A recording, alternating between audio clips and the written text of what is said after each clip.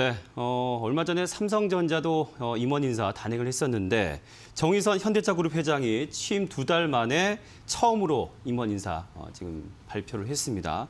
이번 인사의 특징을 좀 키워드로 좀 살펴보고 싶은데요, 유재 팀장. 네. 네, 사실 이 정 회장이 취임 2달 만에 대규모의 임원 인사를 하면서 시장에 관심이 좀 많이 모였어요. 네. 그러니까 어떤 그룹의 비전 제시가 나올 수도 있고 어떤 사업의 방향성이 나올 수도 있기 네. 때문인데요. 그래서 뚜껑을 딱 열어보니까요. 키워드는 크게 두 가지로 압축이 됐습니다. 네. 하나는 미래 사업 강화, 또 하나는 세대 교체인데요. 왜냐하면 이 미래 사업 부문에서 승진과 신규 임원 발탁이 상당히 좀 눈에 띄게 많았고요. 세대 교체 측면이라면 60대 후반의 부회장단은 이제 일선에서 좀 물러나고 네. 50대 중반에서 60대 네. 초반의 임원진들로 이제 구성이 좀 됐습니다. 그래서 그런 측면에서 이 두 가지로 저희가 키워드를 볼 수가 있겠는데요. 조금 더 세부적으로 본다면 UAM, 그러니까 도심 항공 모빌리티라고 해서 그냥 나르는 자동차로 그냥 쉽게 생각을 하시면 될 것 같아요. 그래서 네. UAM과 수소, 로봇 사업 등 신성장 동력으로 이 현대차 그룹에서 꼽았던 이 부문에서 차세대 리더 배치가 많이 이루어졌습니다. 실예로 이제 임원 두 분만 제가 좀 예로 좀 들어서 네. 설명을 할 텐데요. 지금까지 UAM 사업을 총괄했던 신재원 부사장이 사장으로 승진을 했습니다. 네. 이 신 사장 같은 경우에는 미국 나사 출신이에요. 그래서 현대차 그룹에 영입된 게 작년이거든요. 네. 그러니까 보면 외부 인사가 1년 만에 사장 승진을 한 거예요. 파격적인데요. 그렇죠. 네. 순혈주의 타파라는 것도 이 대목에서 좀 볼 수가 있고요. 네. 또 한 분은 로보틱스 랩의 현동진 실장인데 이분이 이번에 상무로 승진하면서 신규 임원이 됐어요. 나이를 보니까요. 7, 8년생이야. 저보다 어린데요. 그죠? 그러니까 이 스튜디오에 저분보다 네. 연배가 많은 사람이 한 반은 되잖아요. 네. 그러니까 이 두 분의 인사로만 봐도 네. 세대 교체, 미래 부문 강화, 뭐 성과주의 이게 좀 설명이 된다라고 볼 수가 있을 것 같습니다. 순간 나이에서 멘탈이 무너지면서 지금 뭘 해야 되지 이런 생각이 순간 나는 지금 어디에 있고 잘 살고 계십니다. 감사합니다. 자, 그러면 일단 우리 현대차그룹의 그 두 키워드 중에 미래 사업으로 본다면 사실 뭐 전기차나 수소차에 대해서는 여러분 아실 거예요. 그런데 이 로봇 사업은 최근에 그 정의선 우리 회장께서 그 개인 사재까지 털으면서 투자를 했다라는 그 미국의 보스턴 다이내믹스사 이 이슈가 있었어요. 그러면서 아마 처음 접하셨을 텐데 그 관련한 이슈가 되겠네요, 그렇죠? 맞습니다. 네. 이 현대차가 보스턴 다이내믹스라는 업체를 인수했는데 상당히 의미 있게 좀 해석할 부분이 네네. 있습니다. 일단 정의선 회장이 취임한 후 첫 번째로 단행한 M&A의 결과물이라는 것이고요. 그리고 여기에 또 정의선 회장이 자신의 사재를 직접 출연했다는 점이 상당히 눈에 띄는 그렇죠. 부분입니다.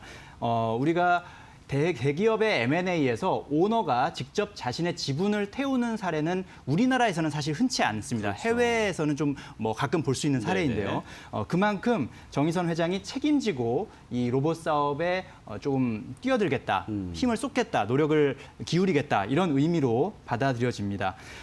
보스턴 다이내믹스는 상당히 유명한 회사입니다. 로봇을 개발하는 회사인데 사실 유명세와는 달리 좀 실적은 아직까지는 순손실이 좀 큰 회사인데요. 지금 화면에 보이는 것이 네. 로봇 아틀라스라는 로봇입니다. 지금 두 발로 저렇게 그냥 걸어가는 것이 아니라 계단 같은 곳을 지금 뛰어서 올라가고 있는 모습입니다. 네. 로봇이 지금 뛰어서 올라가고 있는데 아주 우리가 왜 사뿐사뿐 운동하기 전에 굉장히 에너지 넘칠 때의 모습이에요, 네, 저게. 맞습니다. 지금 로봇이 지금 구르기를 하고 있고요. 네. 네, 다시 구르기를 하면서 방금 아까 네, 점프도 했죠, 방금. CG 같아요. 네. 모션이 이게 굉장히 지금 자연스럽네요. 네, 마치 CG라고 지금 착각할 정도로 상당히 뭐 믿을 수 없는 그런 장면들이 연출되고 네. 있는데 이것이 이미 2004년에 네발 보행이 가능한 로봇 개를 이제 개발을 했고 네. 2016년에 지금 보시고 있는 로봇 아틀라스를 만들어서 작년에 이렇게 물구나무석이나 공중제비의 동작이 가능한 그런 제품을 만들어냈거든요. 네. 뭐 로봇 관련 기술력이 세계 최고 수준이다 이런 평가를 받고 있습니다. 네. 뭐 영화 트랜스포머에서는 자동차가 막 로봇으로 바뀌기도 하고 하는 거 이제 익숙한데 현실에서 이 자동차 회사가 로봇과 어떤 믹스, 어떤 의미가 있을지 유재희 팀장님. 네. 그러니까 왜 현대 왜? 자동차가 왜 왜? 로봇 사업 네. 할 텐데요. 크게 제가 세 가지로 좀 정리를 해봤습니다. 네. 첫 번째는 시너지 효과인데요.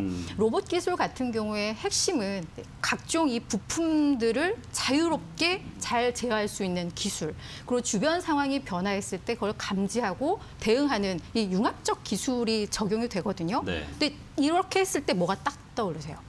자율주행차. 자율주행. 예, 그러니까 이 기술이 상당히 좀 연관성이 있어서 네, 네. 미래 모빌리티 부분에 있어서는 상당히 좀 시너지 효과가 기대된다. 그래서 네. 첫 번째가 시너지 효과고요. 두 번째는 로봇 산업의 성장성입니다. 아. 이 시장 규모를 좀 보니까요. 2017년에 27조 원 규모였다가 올해 약 49조 원 규모까지 커졌고요. 5년 뒤인 2025년에는 이게 거의 200조 시장으로 클 거라는 전망들을 이제 업계에서 좀 하고 있습니다. 그래서 이 로봇 사업 진출하는 게 우리 현대차만의 문제는 아니고요. 지금 뭐 도요타, 혼다, 폭스바겐들도 이 로봇 사업에 진출을 하고 있고, 특히 이 도요타 같은 경우에는 2017년부터 현재쯤 10억 달러를 투자를 좀 하고 있다고 합니다. 게다가 지금 뭐 고령화라던가 비대면 트렌드 확산을 고려했을 때 로봇 산업은 이제는 뭐 피할 수 없는 미래다라고 좀 볼 수가 있을 것 같습니다. 네. 네, 마지막 세 번째는요. 아, 세 번째. 네. 너무 말이 많나요, 제가? 세 번째는 우리 정 회장님의 어떤 경영 이념, 가치와 좀 연관을 해서 생각을 하면 될 것 같아요. 그래서 정의선 회장이 예전 한 인터뷰에서 인류의 안전하고 자유로운 이동을 실현하는 게 목표다라고 이야기를 했습니다. 근데 네. 이것은 단순히 어떤 상업적 용도뿐만 아니라 치안이라던가 안전, 뭐 보건 등 인류를 위한 공공 서비스 영역까지도 이 로봇 기술을 활용을 하겠다라고 네. 해석을 해볼 수가 있을 것 같아요. 그래서 그런 측면에서 현대차가 로봇 사업을 좀 적극적으로 네. 좀 추진하고 있다. 이렇게 해석을 해보시면 될 것 같습니다. 네. 이제 끝으로 로봇 사업에 대한 전망이 궁금한데 시간이 많이 흐른 관계로 이제 간략하게 간략하게. 부탁드릴게요. 네, 정의선 회장님이 허투루 네. 돈을 쓰시는 분이 아닐 텐데 네. 사제 출연했다라는 데 큰 의미를 둘 수 있을 것 같고요. 그리고 현대모비스, 현대글로비스 그리고 회장 이렇게 구조가 되어 있거든요. 각각 뭐 20%, 10% 이렇게 돼 있는데 잘 되면 계열사에서도 호재다 이렇게 보시면 될 것 같고, 또 인간을 도울 수 있는 로봇 개발을 하니까 미래 성장 동력으로 또 우리가 설명할 수 있고요. 그리고 뭐 이 로봇 산업이 발전한다는 것 자체가 4차 산업혁명에 대한 기대감이거든요. 5G, 뭐 인공지능, 사물 인터넷 이런 부분으로도 발전 가능합니다. 네. 자, 현대차의 미래 사업 분야를 주도할 임원 인사가 미래 또 먹거리를 대비하는 발빠른 행보로 이어지길 기대해 보겠습니다. 다음 또 잠시 후에 기업인 이슈로 돌아오겠습니다.